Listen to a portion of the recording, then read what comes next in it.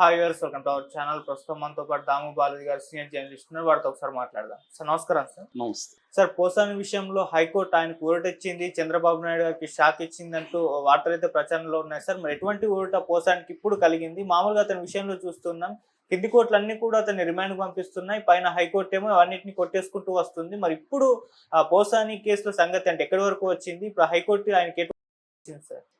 పోసానిది విచిత్రమైన కేసు. నిజానికి ఆయన నోటి దూలతో దారుణంగా పవన్ కళ్యాణ్ కానీ, లోకేష్ని కానీ, చంద్రబాబుని అతి దారుణంగా మాట్లాడిన వాళ్ళల్లో ఆయన ఒకడు. ఖచ్చితంగా దానికి ఆయన శిక్ష అనుభవించాలి. ఎందుకంటే అంత దారుణంగా పర్సనల్గా అటాక్ చేసి వాళ్ళ భార్యల మీద, పిల్లల మీద దారుణమైన కామెంట్స్ చేయడం అనేది కరెక్ట్ కాదు. సో అది ఆయనకి ఆ నోటి దూల అనేది ముందు నుంచి ఉంది, దాన్ని అనుభవించాలి. అయితే ఇక్కడ ఏం జరుగుతుందంటే నేరం ఒకటైతే కేసులు సెక్షన్లు ఒకటి పెడుతున్నారు తెలుగుదేశం ప్రభుత్వం, కూటమి ప్రభుత్వం. ఈయన మీద నిజానికి పెట్టాల్సింది ఏంటంటే మా దుర్భాషలాడిన దానికి పెట్టాలి.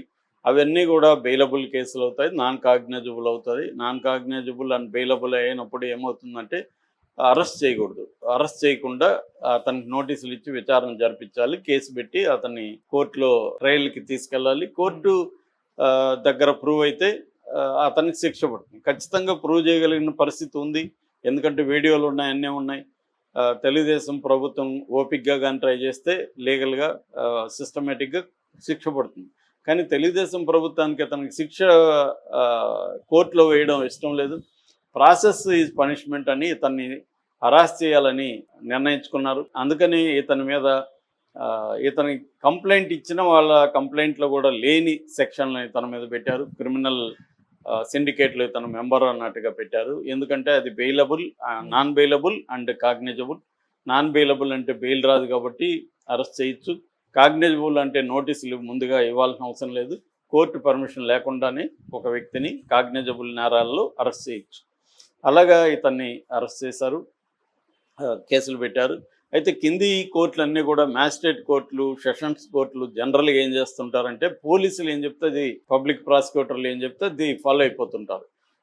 నిజానికి ఈ సెక్షన్లలో అరెస్ట్ చేయకూడదు అని అనేకసార్లు సుప్రీంకోర్టు ఉన్న ఈ మ్యాజిస్ట్రేట్లు వీళ్ళు ఫాలో అవ్వట్లేదని హైకోర్టు మొన్న చెప్పింది సీరియస్గా. సో ఈ క్రమంలో ఇప్పుడు హైకోర్టుకి వెళ్ళాల్సిన పరిస్థితి. ఇది తెలుసు వీళ్ళకి కూడా, తెలుగుదేశం ప్రభుత్వానికి కూడా. మనం ఒక ఎత్తేస్తే వాళ్ళు ఏమి ఎత్తేస్తారో కూడా తెలుసు. కానీ ఈ లోపల పుణ్యకాలం గడిచిపోతుంది కదా, అందుకని ఒక 50 కేసులు పెట్టేసి వరుసగా కేసులు వేస్తూ ఉంటాయి. హైకోర్టు ఎన్నిట్లో ఇస్తుందో చూద్దాం, మళ్ళీ పెడదాం, ఏం చేస్తారు అన్న పద్ధతిలో ప్రభుత్వాలు వెళ్తుంటాయి. ఇది జగన్ అయినా చంద్రబాబు అయినా అందరూ ఇదే పని చేస్తుంటారు. అంటే చట్టంలో లొసుగులను ఉపయోగించుకొని తమకు అనుకూలంగా ఇతరులను ఎట్లా అరెస్ట్ చేయొచ్చు అనేది ప్రభుత్వాలు చేస్తుంటాయి. దీనికోసమే వాళ్ళు సిద్ధార్థ లోతుల లాంటి సుప్రీంకోర్టు అడ్వకేట్ని ఎందుకు పెట్టుకుంటారంటే చట్టంలో ఉండే లూప్ హోల్స్ ఏంటి, దీన్ని ఎలా మ్యానిపులేట్ చేయాలి, కేసులు ఎలా పెట్టాలి ఏంటి అనేది వాళ్ళు వీళ్ళకి గైడెన్స్ ఇస్తారు. అందుకని చంద్రబాబు ముందస్తు బెయిల్కి కూడా సిద్ధార్థ లోతులను దించుతున్నాడంటే ఆయన గంటకు ₹1 తీసుకునేవాడని చెప్తారు. అంటే అంత డబ్బు గవర్నమెంట్ డబ్బులు, అవన్నీ మనం ట్యాక్స్ కట్టే డబ్బులే. ఈ డబ్బుల్ని ప్రత్యర్థుల్ని హింసించడానికి కోసం వాడుతున్నాడు. అది ప్రజలు గమనిస్తారు, అది వేరే విషయం. సో ఇప్పుడు హైకోర్టు ఇతని మీద అనేక కేసులు పెట్టేశారు కాబట్టి హైకోర్టుకి క్వాష్ పిటిషన్ వేశాడు పోసాని. అంటే ఈ కేసులంతా కొట్టేయమని. కొన్ని కేసులేమో నోటీసులు ఇచ్చి అరెస్ట్ చేయొద్దని చెప్పండి అని. ఎందుకంటే ఇతను ఫస్ట్ అరెస్ట్ అయింది ఓబులవారిపల్లి పోలీస్ స్టేషన్లో. మనీ అని ఒక జనసేన నాయకుడు ఇచ్చిన కంప్లైంట్ బేస్ చేసుకొని అరెస్ట్ అయ్యాడు. ఆ తర్వాత ఏం చేశారు, పాతపట్నం, సూర్యాపేట, కర్నూలు, ఆదోని, పాలకొండ, విశాఖ, పటాపురం ఇలాగా రకరకాల ఏరియాల నుంచి కేసులు పెట్టేశారు. నర్సరావుపేట నుంచి ఆల్రెడీ పిటి వారెంట్ ఇచ్చారు, దాంట్లో కూడా ఆయనకి అరెస్ట్ చూపించారు. ఆదోనిలో కూడా అరెస్ట్గా ఒప్పుకున్నారు. ఆ తర్వాత నర్సరావుపేటలో కస్టడీకి కూడా పర్మిషన్ ఇచ్చేశారు. దీని మీద ఇప్పుడు హైకోర్టు అనేది అడ్డుపల్లేసింది. పాలకొండ, విశాఖ, పటాపురం ఈ మూడిట్లో కూడా ఆయనకు నోటీసులు ఇచ్చి విచారించండి, అరెస్ట్ చేయొద్దని నేను చెప్పింది హైకోర్టు. అలాగే Visakha 1 town police station case మీద స్టే ఇచ్చింది.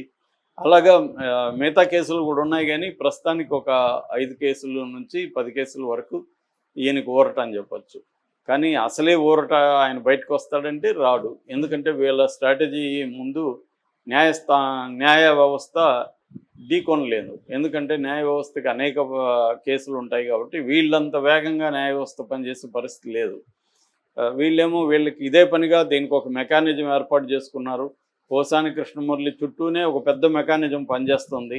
సో అనేక పోలీస్ స్టేషన్లు ఇదేదో అత్యవసరమైన కేసు అన్నట్టుగా, నిజానికి అనేక అత్యాచార కేసులు, హత్య కేసులు, స్త్రీల మీద దాడులు వీటినేమీ పట్టించుకోవట్లేదు. కానీ పోసాని కృష్ణమురళిదే దేశ ఎమర్జెన్సీ అన్నట్టుగా వాటి మీద ఒక పెద్ద మెకానిజం పనిచేస్తుంది. కాబట్టి ఇంకా పెట్టుకుంటూనే ఉంటారు. ప్రతిదానికి హైకోర్టుకి వెళ్ళాలి, హైకోర్టు ఇవన్నీ పరిశీలించి చేల్చే లోపల ఇదవుతుంది.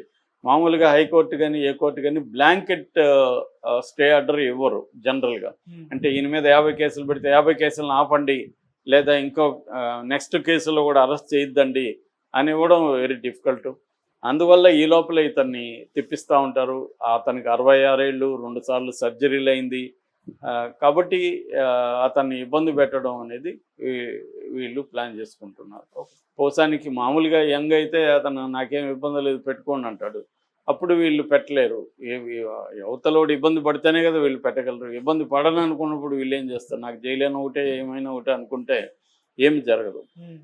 సో అతను ఇబ్బందులు పడుతున్నాడు కాబట్టి ఇంకా అతన్ని వేధించే కార్యక్రమం జరుగుతుంది. కానీ నాకు తెలిసి పోసానికి ఊరట అనేది ఇప్పుడైతే రాదు. ఏమైనా మిరకల్ జరిగి అన్ని కేసుల్లో పోసానికి రిలీఫ్ హైకోర్టు ఇస్తే తప్ప జనరల్గా అలాంటి జరగవు హైకోర్టులు.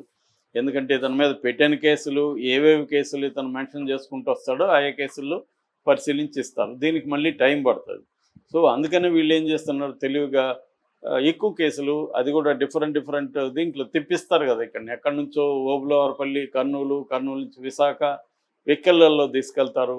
దాంట్లో ఏమి వెహికల్లో ఏసీలు ఉండవు, జీపుల్లో తీసుకెళ్తారు. ఎండాకాలం పక్కన పోలీసులు కూర్చుంటారు, ఊపిరాడదు. అలాగే అన్ని రకాలుగా అతన్ని ఇబ్బంది పెట్టడం అనేది కార్యక్రమం. అంటే మ్యాక్సిమం అతన్ని మనకి ఇప్పుడు ఆయన ఎవరు సాయిబాబా చూసాం కదా, సాయిబాబాని జైల్లో ఇబ్బంది పెట్టి ఒక రకంగా ఆయన్ని హత్య చేసింది ప్రభుత్వం. ఆయన 10 ఏళ్ల తర్వాత ఆయన నిర్దోషిగా బయటకు వచ్చాడు. మరి ఈ 10 ఏళ్ల లైఫ్ని ఎవరు ఇస్తారు? ఏ న్యాయ వ్యవస్థ ఇస్తుంది? ఏ ప్రభుత్వాలు ఇస్తాయి? ఇదే జరుగుతుంది. ఇతను కూడా ఇప్పుడు ఈ ఇబ్బందులంతా పెట్టి ఫైనల్గా ఇతనికి ఏమీ లేదనుకో, ఏమీ జరగదు. కాకపోతే ఇక్కడ పోసాని వైపు నుంచి నేను మొదట చెప్పినట్టుగా అతని నోటి తోలే ఇక్కడ వరకు తీసుకొచ్చింది. అతనికి ఎక్కడా కూడా సింపతి లేదు. మన ఇప్పుడు సినిమా ఇండస్ట్రీలో అతను 100 సినిమాల పైన మాటలు రాశాడు. One of the best writers అతను, చాలా మంచి నటుల్లో ఒకడు. అనేక క్వాలిఫికేషన్స్ అతనికి ఉన్నాయి. స్టూడెంట్ ఉద్యమాల్లో పనిచేసిన వ్యక్తి, టాలెంటెడ్, నిజాయితీపరుడు, ముక్కుసూటి వ్యక్తి, అన్నీ ఉన్నాయి.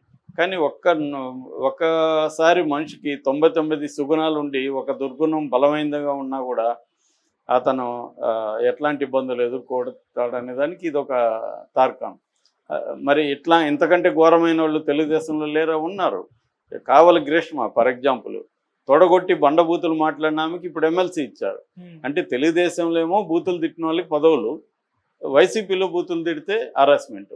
ఇది రేపు రివర్స్ అవుతుంది. మళ్ళీ వైసీపీ వస్తే వైసీపీలో బూతులు తిట్టిన వాళ్ళకి పదవులు, తెలుగుదేశంలో బూతులు తిట్టిన వాళ్ళకి జైళ్ళు. అక్కడ కూడా అదే జరుగుతుంది. ఇదే జరుగుతుంది. అన్ని పార్టీల్లోనూ పోసాని కృష్ణమురళిలు ఉన్నారు. కానీ అధికారం ఎవరి చేతిలో ఉంటే వాళ్ళ పార్టీలో పదవులు అవతల వచ్చినప్పుడు ఇదన్నమాట. సో ఈ స్కీమ్ ఆఫ్ థింగ్స్లో పోసాని ఇప్పుడు ఇరుక్కున్నాడు. సో అతను ఆలోచించుకొని ఉండాలి. మనం ఇట్లాంటి వ్యక్తిగత దాడులు తన మీద చేసి ఉండొచ్చు. తన మీద చేశాను కాబట్టి నేను చేశాను అంటున్నాడు. తన మీద చేసినా కూడా ఓపిక ఉండడం అవసరం. వ్యక్తుల మీద దాడి చేయకుండా ఉండడం అవసరం.